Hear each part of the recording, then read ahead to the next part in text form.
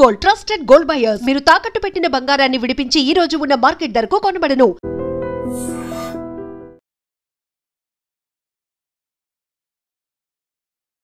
ఎన్నికలకు సంబంధించి ఇంత ఎర్లీ స్ట్రాటజీతో బీజేపీ ఎందుకని ముందుకెళ్తోంది? అసలు అక్కడ టఫ్ క్యాండిడేట్ ఉన్నారా, లేకుంటే మమతా బెనర్జీ లాంటి పార్టీ ఉందనా? లాస్ట్ టైం బీజేపీ చేసిన ఒక తప్పు మమతా బెనర్జీని పర్సనల్గా అటాక్ చేశారు. అంటే ఎక్కడి నుంచి వచ్చిన వాళ్ళు అక్కడ వచ్చి ఓటర్ ఐడి కార్డు తీసుకున్నారనేది చాలా క్లియర్గా తెలుసు. ఇప్పుడు జరిగే ఎస్ఐఆర్లో చాలామంది ఎందుకు పారిపోతున్నారు? ప్రశాంత్ కిషోర్ అక్కడ రిగ్గింగ్ జరిగింది అనేటువంటి మాట కూడా చెప్తున్నారు. ఇదే ఓట్ చోరీ, ఇదే మళ్ళీ అలిగేషన్స్ చేసుకుంటూ పోతే ఎక్కడికి వెళ్ళరు మీరు. You have to do something.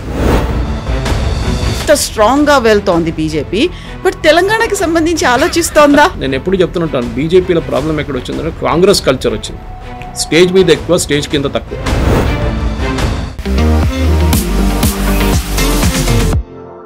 నమస్తే, నేను Kavitha. Welcome to I Dream News and నిజాలు.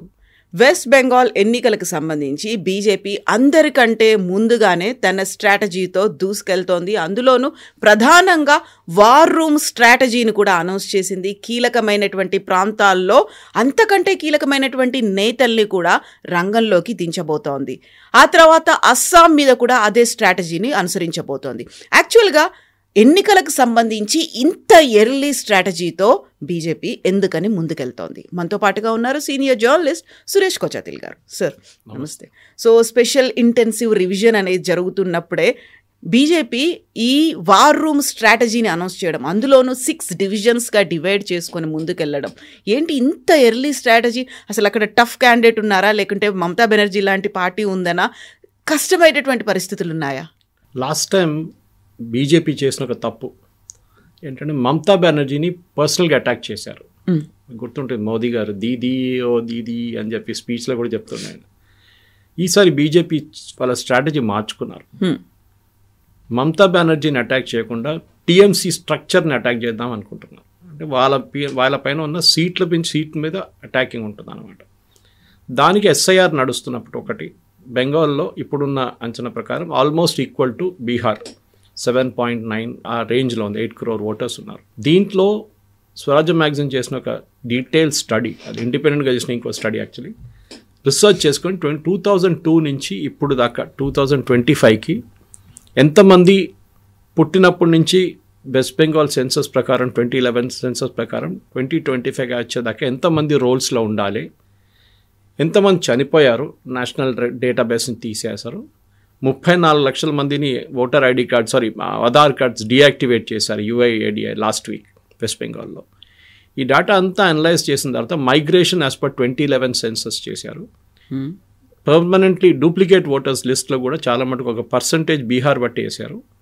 అన్నీ చూసుకున్నప్పుడు 1.4 కోటి మంది వెస్ట్ బెంగాల్లో ఎక్కువ ఓటర్స్ ఉన్నారని తెలిసిపోయింది. ఇది చాలా మటుకు ఓపెన్ సీక్రెట్, ఎందుకంటే ముషీదాబాద్, మాల్డా, 24 పర్గనాస్లంతా వెస్ట్ బెంగాల్ పాపులేషన్ కన్నా ఎక్కువ ఓటర్లు ఉన్నారు. ఆ డిస్ట్రిక్ట్లో ఉన్న పాపులేషన్ కన్నా ఓటర్లు ఎక్కువ ఉన్నారు. అదే ఎట్లా ఉండొచ్చు? ఉండలేరు కదా, ఎందుకంటే పాపులేషన్ అనగానే 18 కన్నా తక్కువ ఉన్న వాళ్ళు కూడా ఉన్నారు పాపులేషన్లో. అదే మీరు ఆ పర్సంటేజ్ ఇస్తే కూడా ఇంకా ఎక్కువ అవుతున్నారు ఇప్పుడు ఓటర్లు అన్నమాట. So it cannot be.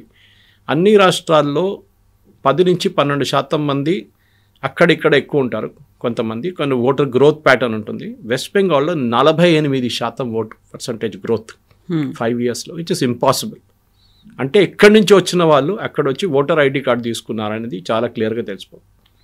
ఇప్పుడు జరిగే ఎస్ఐఆర్లో చాలామంది ఎందుకు పారిపోతున్నారు, వెస్ట్ బెంగాల్ నుంచి బంగ్లాదేశ్ వైపు ఎందుకు పారిపోతున్నారు అంటే 2002 సెన్సస్ని 2002 ఓటర్ రోల్ నుంచి స్టార్ట్ చేస్తున్నారు. 2024 కాదు, 2024 అక్కడే ఉంటుంది. 2002లో మీ అమ్మగారు నాన్నగారు ఉంటే అక్కడి నుంచి ఒక లింక్ పెట్టుకొని తీసుకొస్తున్నారు, ఫ్యామిలీ ట్రీ లాగా. మీరు అది ప్రూవ్ చేయలేకపోతే you are not an Indian citizen. ఎక్కడో మీ మదర్ ఫాదర్ డీటెయిల్స్ ఉంటుంది, నేషనల్ డేటాబేస్లో ఉంటుంది ఎక్కడో. ఏదో ఒక ఎలక్షన్ 2002 కాకపోతే దానికన్నా ముందున్న ఎలక్షన్లో కూడా మీ అమ్మగారు నాన్నగారు పేరు ఉంటుంది. అక్కడి నుంచి మీ లైన్ స్టార్ట్ అవుతుంది అన్నమాట. సో దానికి మీరు డాక్యుమెంట్స్ ఇస్తారు, మీ 10th క్లాస్ సర్టిఫికేటో ఏదైనా ఇచ్చినప్పుడు మీకు ప్రూవ్ అయిపోతుంది that you are a part of it అనేది. లేకుంటే 2024 డేటాబేస్ తీసి 2002తో కంపేర్ చేస్తే మీ నాన్నగారి పేరు అమ్మగారి పేరు ఎవరో పేరు ఉంటుంది దాంట్లో. So that automatically you are qualified for voter vote.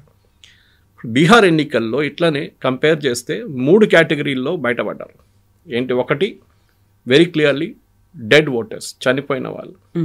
దీంట్లో ఎలక్షన్ కమిషన్ ఆఫ్ ఇండియాకి యుఐడిఏ చాలా హెల్ప్ చేశారు. వెస్ట్ బెంగాల్లో 34 లక్షల మంది లాస్ట్ 5 నుంచి 10 సంవత్సరాల లోపల చనిపోయిన వాళ్ళు ఉన్నారు. ఇంకా ఎక్కువ ఉండొచ్చు, కానీ వాళ్ళ దగ్గర ఉన్న డేటాబేస్ ప్రకారం. కానీ ఈ కార్డులో చాలా మటుకు కార్డు ఇప్పుడు కూడా వాడుకుంటున్నారు ఎవరో. ఆలోచించండి, చనిపోయిన వాళ్ళ కార్డులు they are use for SIM activation, ration card, voter ID card verification, అన్నిటికీ ఇది వాడుకుంటున్నారు ఎవరో. సో వీళ్ళేం చేశారు? డీయాక్టివేట్ చేసి పడేశారు. ఆ 16 డిజిట్ ఇప్పుడు ఎవరైనా ఎంటర్ చేస్తే does not exist, simple as that. So ఇదొక పెద్ద మూవ్ చేశారు. రెండవది పర్మనెంట్లీ మైగ్రేటెడ్. వెస్ట్ బెంగాల్లో లాస్ట్ ఒక 30 సంవత్సరాల నుంచి 20-30 సంవత్సరాల నుంచి ఈవెన్ టిల్ రీసెంట్లీ చాలామంది అక్కడ ఉన్న యంగ్స్టర్స్ వెస్ట్ బెంగాల్ ఇడిచి వెళ్ళిపోతున్నారు. అక్కడ బిజినెస్ ఆపర్చునిటీ లేదు, అక్కడ ఏ సెక్టర్ కార్పొరేట్ అందరు వెళ్ళిపోతున్నారు అక్కడి నుంచి. ఒక టైంలో పెద్ద పెద్ద దాల్మియా లాంటి కంపెనీస్, మిగతా ఐటీసీ లాంటి కంపెనీస్ ఉన్న హెడ్ క్వార్టర్స్ అక్కడి నుంచి అందరూ పారిపోయారు. Tata was the last one to run away to Gujarat, Nano project తీసుకు అక్కడికి వెళ్ళిపోయారు వాళ్ళు. సో వెస్ట్ బెంగాల్ నుంచి చాలామంది యంగ్స్టర్స్ మైగ్రేట్ అయిపోతున్నారు. ఇన్ఫ్యాక్ట్ వెస్ట్ బెంగాల్ని ఓల్డ్ ఏజ్ హోమ్ అని చెప్తారు, కేరళ లాగానే. కానీ కేరళలో they go to Gulf and other countries, Europe and US. కానీ ఇక్కడ వీళ్ళు మిగతా స్టేట్స్కి వెళ్తారు, భారతదేశంలోనే మిగతా స్టేట్స్కి వెళ్తున్నారు అన్నమాట. మనం బీహారీల గురించి మాట్లాడుతున్నాం, బీహారీలు హైదరాబాద్లో పనిచేస్తారు. వెస్ట్ బెంగాల్ నుంచి చాలామంది, దాంట్లో బంగ్లాదేశ్లు కూడా ఉండొచ్చు. Anyway that's a different story. ఇప్పుడేం జరుగుతుందంటే ఈ ఓటర్ క్లీనప్లో ఈ పర్టికులర్ దాని ప్రకారం 99% మంది ఫామ్స్ తీసుకున్నారు, కానీ రిటర్న్ చేసే ఎంతమంది చేసి చూడాల్సి వస్తుంది. ఇప్పుడు దాకా 25-26% మంది రిటర్న్ చేశారు. బహుశా ఎండింగ్ దాకా వచ్చేదాకా ఒక నా అంచనా ప్రకారం 89-88% మంది ఫామ్స్ రిటర్న్ చేస్తారు. మిగతా 12% మందికి ఫామ్స్ ఉండదు. ఈ 1 కోటి మంది అని చెప్పేది అక్కడ వస్తుంది అన్నమాట. అది అక్కడ. రెండవది బీజేపీకి టీఎంసీకి లాస్ట్ జరిగిన 2021 ఎలక్షన్స్లో చాలా ఇంట్రెస్టింగ్ ఫిగర్స్ ఉంది కవిత గారు. మమతా బెనర్జీ వాళ్ళ పార్టీకి 215 సీట్లు వచ్చినాయి, బీజేపీకి 77. ఇప్పుడు వాళ్ళ దగ్గర 65 ఉన్నారు, మిగతా వాళ్ళు కొంతమంది రాజీనామా చేసి వెళ్ళిపోయారు టీఎంసీ వైపు. 4 సీట్లు ఎక్కువ వచ్చినాయి లాస్ట్ టైం వాళ్ళకి. బీజేపీకి అయితే ఫస్ట్ టైం ఇట్సెల్ఫ్ 74 సీట్స్ వచ్చేసినాయి. అంటే వాళ్ళకి ముందు 3 ఉండే ప్రీవియస్ ఎలక్షన్ 2016 ఎలక్షన్స్లో. ఇప్పుడు ఈ గ్రోత్లో డిఫరెన్స్ చూస్తే బీజేపీకి టీఎంసీకి డిఫరెన్స్ ఓటింగ్ పర్సంటేజ్ చూస్తే టీఎంసీకి 2,89,00,000 మంది ఓట్ చేశారు, 2.89 crores. బీజేపీకి 2.29 crores. ఆ 60 lakh ఓటర్స్ ఒక డిఫరెన్స్ వస్తుంది. ఆ 60 lakh ఓటర్స్ మీరు బీహార్ ఎగ్జాంపుల్ చూస్తే 64 లక్షల మందిని అక్కడి నుంచి ఓటర్ లిస్ట్ని తీసొచ్చు. బీజేపీ ఎన్డీఏ కూటమికి ల్యాండ్ స్లైడ్ విక్టరీ వచ్చింది. అంటే those voters did not exist, or duplicate voters, or fake voters. వీళ్ళు సుప్రీంకోర్టుకి వెళ్ళారు, సుప్రీంకోర్టు అన్నారు మీరు అఫిడవిట్ ఫైల్ చేయండి, ఎవరైనా మిస్ అయితే we will take them into account. We last election ఎవరు చేయలేదు ఎక్సెప్ట్ ఫర్ సిపిఐఎంఎల్ 1000 మందికి తీసుకొచ్చారు, దాంట్లో 600 మందికి ఓట్లు ఇచ్చేశారు, మిగతా ఎవ్వరు అప్లై చేయలేదు. Now it's going to be interesting, ఎందుకంటే ఇప్పుడు ఈ జరిగే ఎస్ఐఆర్ నుంచి ఈ ప్రాసెస్లో ఇది జరిగితే దానికోసం బీజేపీ ఏం చేస్తున్నారంటే ఒకటి మెచ్చుకోవాలి వాళ్ళని కవిత గారు. వాళ్ళు ఇవాళ ఎలక్షన్ అయింది అనుకోండి, ఒకటి నెక్స్ట్ ఎలక్షన్కి ఇమీడియట్గా ప్రిపేర్ అయిపోతారు వాళ్ళు. అవును, మన దేశంలో ఎక్కడో ఒక ఎలక్షన్ ఉంటుంది. ఎలక్షన్ పండుగ అనేది రెగ్యులర్ అనమాట. మన దగ్గర మోడల్ కోడ్ ఆఫ్ కండక్ట్ ఏదో ఒక స్టేట్లో ఉంటుంది. ఇప్పుడు వెస్ట్ బెంగాల్, అస్సాం, అది కాగానే నెక్స్ట్ తమిళనాడు, కేరళ, అది కాగానే దాని తర్వాత 27లో యూపీ. ఇదన్నీ నడుస్తూనే ఉంటుంది ఎలక్షన్ అనమాట. There is never dull moment in Indian political history. So ఇప్పుడు జరిగే ఈ వెస్ట్ బెంగాల్ ఎలక్షన్స్లో అస్సాంలో ఆల్రెడీ అస్సాం ముఖ్యమంత్రి ప్రఫుల్ల కుమార్ మహంతకి మంచి పట్టుంది. ఆయన ఏం చెప్పారు, 100 సీట్లకు వీఆర్ టార్గెటింగ్ అని చెప్పారు. కానీ వెస్ట్ బెంగాల్లో బీజేపీకి 60 లక్షల గ్యాప్ క్లోజ్ చేయాలంటే వాళ్ళు చాలా క్లియర్గా సీట్ బై సీట్ స్ట్రాటజీ చేసుకోవాలి. ఇప్పుడేం చేశారంటే 6 టీంలు తయారు చేశారు. సో 300 పట్టుకున్న సీట్లు, వీఆర్ 290 సంథింగ్. సో 50 సీట్లు ఒక టీంకి ఇచ్చేసి ఒక్కొక్క జాగ్రఫీ, నార్త్ బెంగాల్, 24 పర్గనాస్, కలకత్తా, హుగ్లీ పక్కన ఇదన్నీ చూసుకొని వాళ్ళు 6 టీమ్స్ తయారు చేశారు బీజేపీ సీనియర్ లీడర్స్ మిగతా స్టేట్ నుంచి, వెస్ట్ బెంగాల్ నుంచి కాదు. వెస్ట్ బెంగాల్ వాళ్ళు లోవర్ లెవెల్ ఉంటుంది కానీ వాళ్ళ ఎలక్షన్లో బిజీ ఉంటారు కదా. సో వీళ్ళు నెక్స్ట్ 6 months వీళ్ళు ఏం చేస్తారంటే వీళ్ళతోనే పనిచేస్తారు, లోకల్ లీడర్స్తో టీమ్ సెటప్ చేస్తారు, బూత్ బై బూత్ మేనేజ్మెంట్ చేస్తారు, అన్నీ చేస్తారు. Even a person like Rajdeep Sardesai ఇప్పుడు కాదు, కొన్ని సంవత్సరాలు, ఒక 2 సంవత్సరాల ముందు పుస్తకం రాశాడు, in which he said you cannot beat BJP's election machinery. And even people like Barkha Dutt totally anti Modi ఉన్న వాళ్ళు కూడా ఇప్పుడు ఏమంటున్నారంటే ఆ ఎలక్షన్ మిషనరీని మీరు బీట్ చేయలేరు. కాంగ్రెస్ వాళ్ళు చేయాల్సింది అది. ఇప్పుడు ఇక్కడ బీజేపీ ప్రిపరేషన్ చేస్తున్నప్పుడు కాంగ్రెస్ వాళ్ళు ఇప్పుడు కూడా ఓట్ చోరీ అది ఇది రామ్లీలా మైదాన్ మీటింగ్ అని పెట్టుకుంటున్నారు. You should have started your Bengals preparation now. కానీ లాస్ట్ ఎలక్షన్లో 2021 ఎలక్షన్స్లో కాంగ్రెస్కి సిపిఎం వీరిద్దరు పొత్తు పెట్టుకున్నప్పుడు వీళ్ళకి వచ్చింది 0. ఒక్క సీట్ కూడా రాలేదు. ఆలోచించండి, CPM ruled the state for 30+ years, Jyoti Basu నుంచి బుద్ధదేవ్ భట్టాచార్య దాకా. కానీ ఇప్పుడు వాళ్ళకి ఒక్క సీటు కూడా రావట్లేదు. ఆ దారుణమైన పరిస్థితికి వచ్చేసారు. ఇదే మమతా బెనర్జీ ముందు కాంగ్రెస్లో ఉండే, వీళ్ళిద్దరు కలిసి పోటీ చేశారు ఒక 2 ఎలక్షన్ల ముందు. కానీ దాని తర్వాత మమతా బెనర్జీ వెంటన్నారు, కాంగ్రెస్ 0. కొంచెం కాంగ్రెస్ వాళ్ళు ఆలోచించాలి, మాకు ఒక 10 సీట్లైనా రావాలంటే we should start preparing now. అదే ఓట్ చోరీ బీహార్ ఎలక్షన్ పోయింది అది ఇదని చెప్పి రామ్లీలా మైదాన్ మీటింగ్ పెట్టుకుంటే మీకు జనవరి వచ్చేస్తుంది, మీకు టైం ఉండదు, నెక్స్ట్ ఎలక్షన్ అనౌన్స్మెంట్ అయిపోతుంది, మీకు ప్రిపేర్ చేయడానికి టైం ఉండదు. ఇదే బీహార్లో జరిగింది కదా. బీహార్లో క్యాండిడేట్ సెలక్షన్ టైంలో రాహుల్ గాంధీ కొలంబియాకి వెళ్ళిపోయారు. అక్కడ ఉండాల్సింది ఆ టైంలో. అశోక్ గెహ్లోట్ గారిని పంపించి ఏం చేసుకుంటారు? He has limited power Ashok Gehlot. So Ashok Gehlot గారిని పంపించారు. మేనిఫెస్టో రిలీజ్లో తేజస్వి ఫోటో ఉంది కవర్ మీద, రాహుల్ గాంధీ ఫోటో లేదు. ఇదంతా జరిగిన తర్వాత మనం చూసాం 12 సీట్స్లో వాళ్ళు ఫ్రెండ్లీ కాంటెస్టెంట్ పెట్టుకున్నారు, అంటే వీళ్ళు పోటీ చేసుకున్నారు. ఇప్పుడు కాంగ్రెస్లో ఉన్న 46 మంది నేతల్లో బీహార్కి షోకాస్ నోటీస్ ఇష్యూ చేశారు కాంగ్రెస్ వాళ్ళు. అరే మీరే అన్నారు కదా ఓట్ చోరీ అయిందని, మళ్ళీ ఎందుకు షోకాస్ నోటీసు? వాళ్ళేమంటున్నారు, క్యాండిడేట్ సెలెక్షన్ తప్పుండే, ఒక ఇన్ఛార్జిని పెట్టారు అలవారు అని చెప్పి, మన తెలుగు స్పీకింగ్ స్టేట్స్ నుంచి, రాహుల్ గాంధీ క్లోజ్ ఫ్రెండ్. ఆయనకి బీహార్ జాగ్రఫీ తెలియదు, హిస్టరీ తెలియదు, ఏం తెలియదు. ఆయన తీసుకొచ్చి మీరు అబ్జర్వర్గా పెట్టారు. సో చాలా తారిక్ అహ్మద్ గారు మన అన్నారు, ఆయనకి అసలు ఏం తెలియని మనిషిని తీసుకొచ్చి పెడితే ఏం చేయాలని కాంగ్రెస్ ఎంపీ అంటున్నారు. డెఫినెట్గా ఓడిపోయారు దానికోసం. ఇప్పుడు వెస్ట్ బెంగాల్ ఏం చేయబోతున్నారు మీరు? 298 అంటే చిన్న ఫిగర్ కదా, 96 సీట్లు అంటే చిన్నది కాదు. You should select the candidates right now. ఇప్పటి నుంచి మీ వర్క్ స్టార్ట్ చేయాలి. సిపిఎంతో మాట్లాడి వాళ్ళతో పొత్తు పెట్టుకొని ఎన్ని సీట్లు వాళ్ళు పోటీ చేస్తారు, ఎన్ని సీట్లు మీరు పోటీ చేస్తారు, ఎన్ని సీట్లు సిపిఐ పోటీ చేస్తారు, ఇదంతా మీరు డిసైడ్ చేయాలి. టైం ఇప్పుడు. ఆ టైంలో మీరు కనిపించకుండా పోయి అక్కడ రామ్లీలా మైదాన్ మీటింగు, ఇక్కడ ఓట్ చోరీ అని చెప్పి నడవదు.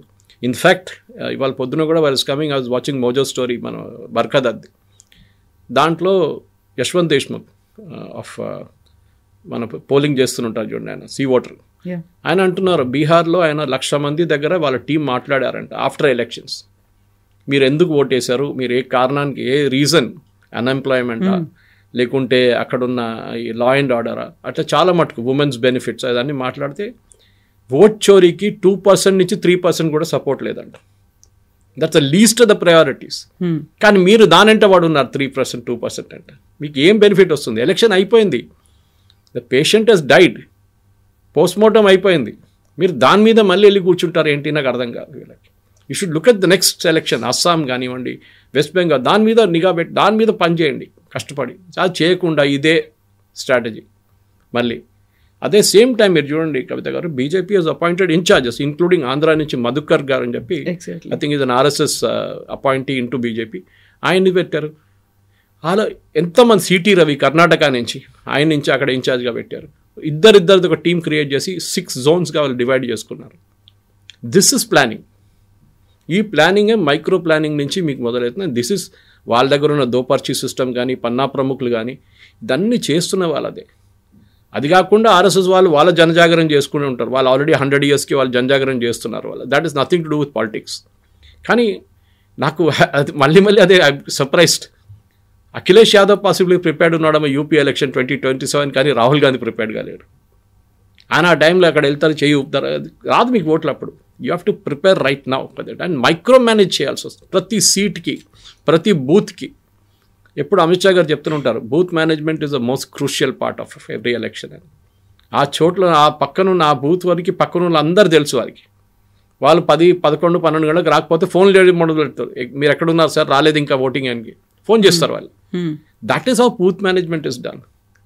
అది కాదు, ఓట్ చోరీ జరిగింది, ఇంతమంది 5 గంటల తర్వాత ఓటేశారు, ఫామ్ 17 తర్వాత లేట్ ఇచ్చారు, మహిళలంతా పురుషులంతా అని మీరు బైఫికేషన్ ఇవ్వలేదు.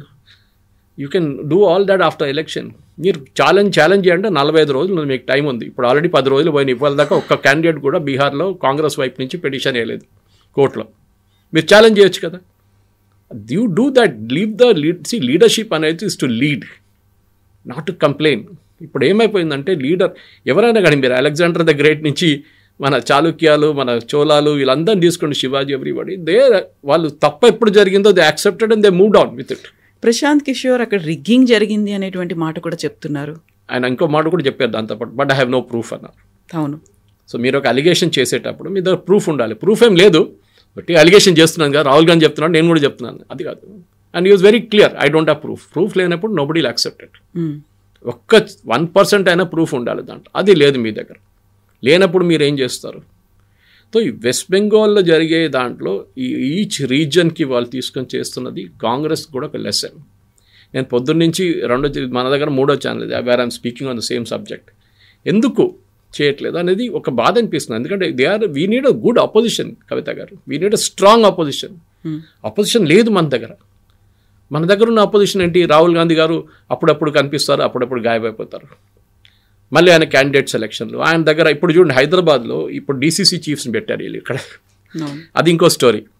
దాంట్లో హైదరాబాద్ కాన్స్టిట్యున్సీకి హైదరాబాద్ డిస్ట్రిక్ట్ అపాయింట్ చేసిన మనిషి ఇక్కడ వాళ్ళకి ఎవరికి తెలియదు. Imagine, nobody knows him, is from Kurnool originally. కానీ ఎక్కువ మాట్లాడలేదు, ఎందుకంటే రాహుల్ గాంధీ మనిషి, ఆయన రాహుల్ గాంధీ ఇన్నర్ క్యాబినెట్లో ఉన్న మనిషి. Same thing happened in Bihar, all over ఆయన పంపించారు అక్కడికి. Who knows? మీరు గ్రౌండ్ లెవెల్లో సపోర్ట్ లేని మనుషులు తీసుకొచ్చి పెడితే మీ కాడర్ కూడా మిమ్మల్ని సపోర్ట్ చేయరు. ఇది ముందు మొఘల్ టైంలో ఇక్కడ ఒక లోకల్ గవర్నర్ని అపాయింట్ చేస్తుండే. మన ముందు నిజాములు కూడా అదే ఉండే, they were vassals of the main Aurangzeb. తర్వాత ఆయన చనిపోయిన తర్వాత కదా వీళ్ళు ఇండిపెండెంట్ అయిపోయారు టోటల్. అంటే ఆయన పని ఏంటి? ఇక్కడ వచ్చి మేనేజ్ చేయడం, ఫార్ ద కింగ్ వీళ్ళు మేనేజ్ చేస్తారు ఇక్కడ వచ్చి, లోకల్ నవాబులు వీళ్ళు. ఇది కూడా అదే నడుస్తుంది ఇప్పుడు. మీరు అపాయింట్ లోకల్స్ హూ నో. మీరు ఇప్పుడు అంజన్ కుమార్ యాదవ్ని తీసి మీరు ఈయన పెట్టారు, ఆయనకి ఏం తెలుసు? ఏం తెలియదు. కర్నూలు మంచి, ఆయన ఇక్కడ వచ్చి ఏం చేసుకుంటాడు? రాహుల్ గాంధీ మంచి, ఎక్కువ ఎవరు మాట్లాడకండి, టచ్ చేయదు. వాళ్ళు పొద్దున్న పేపర్లో వచ్చింది, none of them are prepare to speak local leaders because they are scared. Politics ఉంటుంది, ప్రాబ్లం ఉంటుంది. ఈవెన్ క్యాండిడేట్ అనౌన్స్మెంట్లో రెబెల్ క్యాండిడేట్స్ వీళ్ళు అందరూ వస్తారు. కానీ that is not the point. The point is very simple. మీరేం చేస్తున్నారు, దాన్ని ఎట్లా కంట్రోల్ చేస్తున్నారు, మీరు క్యాంపెయిన్ ఎట్లా చేయబోతున్నారు, where is Mamata Banerjee's weakness, where is a strength. ఆమె ఈ బంగ్లాదేశీ ఓటర్ మీద డిపెండ్ అవుతున్నారా, లేకుంటే బెంగాలీ ఇంటెలెక్చువల్ భద్రలోతో ఉన్నారా, లేకుంటే మహిళల దగ్గర ఏమైనా సపోర్ట్ ఉందా? These are all points which need focus. అది కాకుండా ఇదే ఓట్ చోరీ, ఇదే మళ్ళీ అలిగేషన్స్ చేసుకుంటూ పోతే ఎక్కడికి వెళ్ళరు మీరు. You have to do something. And BJP strategy చూడండి. Even Assam I'm very impressed. అస్సాంలో 100 సీట్లు మేము గెలుస్తాము, 103 స్థానాల్లో పోటీ చేస్తాము, 100 సీట్లు గెలుస్తాము అంటే అసలు ఇప్పుడు లేవు ఆ ఎలక్షన్స్. కాకపోతే అంత స్ట్రాంగ్గా వెళ్తోంది బీజేపీ. బట్ తెలంగాణకి సంబంధించి ఆలోచిస్తోందా? That's a good question. మనం దీని గురించి చాలాసార్లు మాట్లాడాను నేను. అండ్ కొంతమంది బీజేపీ లీడర్లు నాకు ఫోన్ చేసి కూడా చెప్పారు, సురేష్ గారు మీరు చెప్పింది నిజమే కానీ మేము పబ్లిక్లో మాట్లాడలేము ఇదంతా అని చెప్పారు. రామచంద్రరావు గారు is my classmate. So disclaimer ఒకటి ముందే చెప్పేస్తున్నాను నేను. అది కాదు, తెలంగాణలో నాకు అర్థం కావట్లేదు ఏం జరుగుతుంది. ఎందుకంటే ఒకవైపు ఈట్ల రాజేందర్ గారేమో రిలీజియన్ని తీసుకురాకూడదు పాలిటిక్స్ అని చెప్తున్నారు, అటువైపు సంజయ్ గారు ఏం చెప్తున్నారు, 20% ఉన్న ముస్లిమ్స్ కలిసి ఉంటే కంబైన్డ్గా ఓటేస్తున్నారు, 80% ఉన్న హిందువులు ఎందుకు చేయట్లేదు, బీజేపీ అది ఎక్స్ప్లాయిట్ చేయాలి కదా అని చెప్తున్నారు. అది బీహార్లో అదే జరిగింది కదా. బీహార్లో అన్ని క్యాస్ట్లు కలిపి, అక్కడ రిలీజియన్ కాదు, అక్కడ క్యాస్ట్ కలిపి ఓటేశారు ఒకటే వైపు వచ్చి. హర్యానాలో అదే జరిగింది. మీరు జాట్ జాట్ జాట్ అని చెప్పి హూడాని తీసుకొచ్చి హూడా ముఖ్యమంత్రి అని చెప్పగానే నాన్ జాట్స్ అందరు కలిసి కాంగ్రెస్ వ్యతిరేకంగా ఓటేశారు. అది బీజేపీ దాన్ని ఎక్స్ప్లాయిట్ చేయడానికి #1 ఛాంపియన్స్ వాళ్ళు. కానీ తెలంగాణలో మీరు ఎందుకు చేయలేకపోతున్నారు? జూబ్లీ హిల్స్లో కూడా చాలా లాస్ట్ మినిట్ అనౌన్స్ చేశారు. ఇప్పుడు ఖైరతాబాద్ వస్తుంది. ఇప్పుడు డెఫినెట్గా దానం నాగేందర్ రాజీనామా చేయబోతున్నారు ఇవాళ రేపట్లో, ఈ రూలింగ్ వచ్చే ముందే. అక్కడ కడియం శ్రీహరి గారిది ఒక సీట్ ఉంటుంది, అది పక్కన పెట్టండి, అది స్టేషన్ కాన్పూర్. కానీ ఇక్కడ సిటీలో మీరేం చేయబోతున్నారు? It will be repeat of Jubilee Hills. And local body elections, panchayat elections మీరు ఎందుకు అనౌన్స్ చేయట్లేదు? నేను దీనికన్నా ముందు కూడా కవిత గారు చెప్పాను అనుకుంటారు, ఇక్కడ జిహెచ్ఎంసీ ఎలక్షన్స్ రాబోతుంది, మీకు 45 స్థానాలు మీ దగ్గర ఉండే. What have you done about it? మీరు చేయాలి కదా. మీరు మీ క్యాండిడేట్స్ని, ఉన్న ఎగ్జిస్టింగ్ క్యాండిడేట్స్ని సపోర్ట్ చేయండి, ఎగ్జిస్టింగ్ వార్డ్ మెంబర్స్, కొత్త వాళ్ళని ఇప్పుడే అపాయింట్ చేయండి. వాళ్ళు పనిచేస్తారు గ్రౌండ్లో 3 నెలలు 4 నెలలు. అక్కడ డ్రైనేజ్, ఇక్కడ రోడ్డు, అక్కడ కరెంట్ లేదు, ఇక్కడ మురిదివాడ, అది ఇదని చెప్పి అన్నీ పనిచేస్తారు వాళ్ళు. కానీ మీరు వాళ్ళు టైం ఇవ్వకపోయి 2 వారాలు ఇస్తారు. 2 వారాలు ఏం చేస్తారు వాళ్ళు? They can do nothing. మీరు అడిగిన ప్రశ్న ఈజ్ వెరీ వెరీ రెలవెంట్. బహుశా బీజేపీ లీడర్స్ కూడా కొంచెం వాళ్ళ ఇన్నర్ కాన్షియన్స్ని అడగాల్సింది. బీహార్లో ఎట్లా చేస్తున్నారు, హర్యానాలో గెలిచారు, మహారాష్ట్రలో ఓడిపోతున్న ఎలక్షన్ గెలిచారు, అన్ని ప్లేసెస్లో గెలుస్తున్నారు, మనం తెలంగాణలో ఎందుకు చేయలేకపోతున్నాము? అంటే కేంద్రమే దాన్ని పెద్దగా పట్టించుకోవట్లేదా అధిష్టానం? I'm surprised actually. ఎందుకంటే నేను ఎప్పుడో ఒక 2 సంవత్సరాల ముందు ఒక నేషనల్ డిబేట్లో చెప్పాను అన్నమాట. Second beach head after Karnataka is Telangana అని చెప్పాను. కర్ణాటకలో ఇప్పుడు ఆపోజిషన్లో ఉన్నారు, నో ప్రాబ్లం, అది ఎప్పుడో ఒకసారి మళ్ళీ రూలింగ్కి వచ్చేస్తారు వాళ్ళు. కర్ణాటకలో కూడా బీహార్ లాగా ప్రాబ్లం, అంటే బీహార్లో బీజేపీకి స్ట్రాంగ్ లీడర్స్ లేరు. ఇక్కడ కూడా కర్ణాటకలో కూడా అంతే. యడ్యూరప్ప తర్వాత ఎవరు లేరు అక్కడ, అని యడ్యూరప్పకి ఇప్పుడు ఇంట్రెస్ట్ లేదు ఎక్కువ అక్కడ లోకల్ పాలిటిక్స్లో. సో అట్లాంటి పరిస్థితుల్లో మీరు ఏం చేయబోతున్నారు? తెలంగాణలో లీడర్లు పబ్లిక్లో కొట్టుకోవడం అనేది చాలా బాధాకరం. ఎందుకంటే that shows lack of inner party discipline. ఎందుకంటే ఈ బీజేపీలో ఒక మాట ఉంటుంది కవిత గారు, ఆర్ఎస్ఎస్ నుంచి వచ్చిన వాళ్ళు ఎక్కువ పబ్లిక్లో మాట్లాడరు. మీరు చూడండి, ఆర్ఎస్ఎస్ నుంచి చాలామంది డెప్యుటేషన్లు వస్తారు పార్టీకి, వాళ్ళు ఎక్కువ మాట్లాడారు. ఆర్ఎస్ఎస్ బ్యాక్గ్రౌండ్ ఉన్న వాళ్ళు కూడా ఉన్నారు, వాళ్ళకు కూడా తెలుసు ఆర్ఎస్ఎస్కి నచ్చదు ఈ పబ్లిక్లో కొట్టుకోవడము, వాళ్ళ మీద స్టేట్మెంట్ చేయడము, వీళ్ళ మీద స్టేట్మెంట్ చేయడం అని. ఆ సిచ్యువేషన్ ఉన్నప్పుడు కూడా సంఘ్ వాళ్ళు కూడా బహుశా వాళ్ళు కూడా దే హ్యావ్ గివెన్ అప్ అని తెలంగాణ అనుకుంటా. ఇప్పుడు వద్దు, తర్వాత చూసుకుందాం, ఇప్పుడు ఏముందిలే అని చెప్పి. కానీ local body elections is a good test. సరే, ఆఫ్టర్ ద ఎలక్షన్ చాలామంది రూలింగ్ పార్టీ వైపు వెళ్ళిపోతారు, అది ఎప్పుడు జరుగుతుంది, అది దాంట్లో కొత్తది ఏం లేదు. కానీ మీరేం చేస్తున్నారు? మీరు పార్టీ వైపు నుంచి ఎఫర్ట్ అయినా పెడుతున్నారా? జిహెచ్ఎంసీ పని లోకల్ బాడీ పక్కన పెట్టండి. నేను కిషన్ రెడ్డి గారిని ఇంటర్వ్యూ చేసినప్పుడు ఆయన అదే అన్నారు, లోకల్ బాడీ కూడా మనం పక్కన పెడదాం, ఇక్కడ ఎవరు గెలిచినా కానీ వాడు రూలింగ్ పార్టీ వైపు వెళ్ళిపోతాడు. ఎందుకంటే వాడికి ఫండ్స్ కావాల్సి వస్తే సర్పంచ్ నుంచి జెడ్పీటీసీ ఎంపీటీసీ వాళ్ళందరికీ ఫండ్స్ కావాలి గవర్నమెంట్ దగ్గర నుంచి, లేకుంటే వాళ్ళు బతకలేరు. సో వాళ్ళు రూలింగ్ పార్టీ వైపు వెళ్ళిపోతారు. అది బీఆర్ఎస్ ఉంటే బీఆర్ఎస్ వైపు వెళ్ళారు, ఇప్పుడు కాంగ్రెస్ ఉంటే కాంగ్రెస్ వైపు వెళ్తారు. జిహెచ్ఎంసీ ఏంటి? మేము ఒంటరిగా పోటీ చేస్తామని చెప్పి లోకల్ బాడీ చెప్పాను. జిహెచ్ఎంసీ కూడా అనౌన్స్ చేయండి ఇప్పుడే, రేపు వితిన్ 1 వీక్ మీరు ఒక కమిటీని పెట్టి డిసైడ్ చేయండి. వెస్ట్ బెంగాల్లో మీరు ఎట్లా డిసైడ్ చేస్తున్నారు క్యాండిడేట్ని? ఈచ్ క్యాండిడేట్ పిలిపించి మాట్లాడి గ్రూప్లో బీహార్లో చేసినట్లు అక్కడ కూడా చేస్తున్నారు వాళ్ళు. సర్వే చేసి, లోకల్ సర్వే చేసి ఎవరున్నారు ఇక్కడ పాపులర్ క్యాండిడేట్. అది కాకుండా నేను ఎప్పుడు చెప్తుంటాను, బీజేపీలో ప్రాబ్లం ఎక్కడ వచ్చిందంటే కాంగ్రెస్ కల్చర్ వచ్చింది. స్టేజ్ మీద ఎక్కువ, స్టేజ్ కింద తక్కువ. స్టేజ్ మీద కూర్చున్న వాళ్ళు చాలామంది ఉంటారు, స్టేజ్ కింద కూర్చున్న ఆడియన్స్ తక్కువ మంది. ముందు కార్యకర్తలు ఎక్కువ ఉంటుండే, ఇప్పుడు అందరికీ స్టేజ్ మీద కూర్చోవాలంటున్నారు. 3 రోజులు 4 రోజులు చైర్ వేసుకుంటారు ప్రెస్ కాన్ఫరెన్స్లో కూడా. ఎందుకు? You should be on the ground and working. ఇదంతా ఒక కార్యకర్త సిస్టమ్. నాకు ఇప్పుడు కూడా నాయన నరసింహారెడ్డి గారు ముషీరాబాద్ నుంచి పోటీ చేసినప్పుడు, I'm talking donkeys years ago, ఎప్పుడో 20-25 సంవత్సరాల ముందు, జార్జ్ ఫెర్నాండెస్ గారు ఆయన్ని మా కాలనీకి తీసుకొచ్చారు, జమాస్మానియా రైల్వే కోఆపరేటివ్ సొసైటీ కాలనీకి. బైక్ మీద వచ్చారు ఇద్దరు. ఆలోచించండి, జార్జ్ ఫెర్నాండెస్ లాంటి అంత టాల్ లీడర్, ఆయన కూడా బైక్లో వచ్చారు నరసింహారెడ్డి గారితో. నాయన నరసింహ వచ్చి ఇంట్రొడ్యూస్ ఇట్లే చేశారు, ఇది మా పార్టీ క్యాండిడేట్. అప్పుడు జనతా పార్టీ ఉండే, బీజేపీ లేకుండా ఆ టైంలో, before 84 it is. So you can imagine how old it is. ఆ డిసిప్లిన్ ఇప్పుడు ఎందుకు లేదు? సికింద్రాబాద్ ఎవరు లేనప్పుడు సికింద్రాబాద్ గెలిచారు కదా బీజేపీ. మళ్ళీ ఇప్పుడు సికింద్రాబాద్ కింద ఉన్న అసెంబ్లీ సెగ్మెంట్ ఎందుకు గెలవలేకపోతున్నారు? మీరు మల్కాజిగిరి గెలిచారు, 38 లక్షల ఓటర్స్ ఉన్నారు. మల్కాజిగిరి కింద ఉన్న కాన్స్టిట్యున్సీస్ ఎందుకు గెలవలేకపోతున్నారు? ఒక్క గోషామాయిల్ పక్కన పెడితే సిటీలో మిగతా ఏ సీట్లో కూడా ఎక్సెప్ట్ అంబర్పేట్ కిషన్ రెడ్డి గారు ఉన్నప్పుడు గెలిచారు ఒకసారి అక్కడి నుంచి. తర్వాత అక్కడి నుంచి ఆయన కూడా గెలవలేకపోతున్నాడు. ఇప్పుడు ఎంపీగా ఉండి కూడా అంబర్పేట ఆయన దాని కింద వస్తుంది, అక్కడ కూడా ఆయన ఒక అసెంబ్లీ సెగ్మెంట్కి వస్తుంది, అక్కడ కూడా గెలవలేకపోతుంది. మన జూబ్లీ హిల్స్ గెలవలేదు, ఇప్పుడు ఖైరతాబాద్ రాబోతుంది. What excuse will you make? ఒక సోల్ సర్చింగ్ చేయాల్సిన టైం వచ్చింది. పాసిబ్లీ బీజేపీ లీడర్స్ నచ్చదేమో నేను చెప్పేది, కానీ ఐ డోంట్ మైండ్, వాళ్ళ మంచిదానికి చెప్తున్నాను నేను. నాకేం దీంట్లో బెనిఫిట్ ఏం లేదు.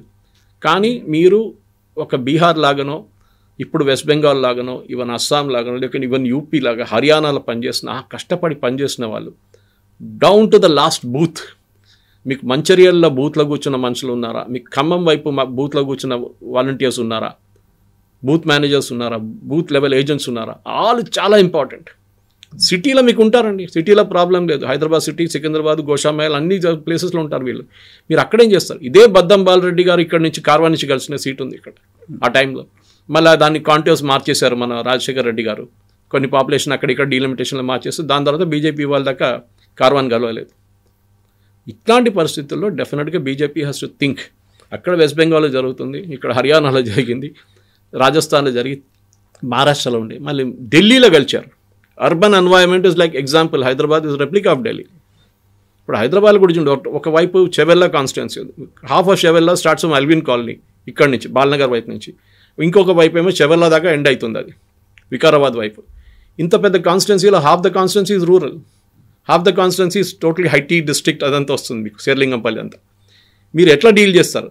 ఐ అడ్మైర్ కొండా విశ్వేశ్వరరెడ్డి గారు ఫర్ దాట్. ఎందుకంటే ఈ ఒక కాన్స్టిట్యున్సీలో కంప్లీట్ రూరల్ అంటే ఈజీ, హ్యాండిల్ చేయడం చాలా ఈజీ. ఒక అర్బన్ కాన్స్టిట్యున్సీ ఒకటి ఉంది, రూరల్ కాన్స్టిట్యున్సీ ఒకటి ఉంది. Secunderabad is totally urban constituency, ఆ ప్రాబ్లం లేదు అక్కడ. దీన్ని మైక్రో మేనేజ్ చేయడం అంటే చాలా ఇంపార్టెంట్. ఎందుకంటే హైదరాబాద్ ఇప్పుడు డీలిమిటేషన్లో కూడా, ఇప్పుడు రాబోయే డీలిమిటేషన్లో Hyderabad will get about 25 extra seat assembly segments రాబోతుంది అంటున్నారు. మీరు ఎట్లా హ్యాండిల్ చేస్తారు దాన్ని? ఆ 25 Malkajgiri itself will be split. ఒక లోక్సభ 40 లక్షలు ఏంటండి, టూ మచ్.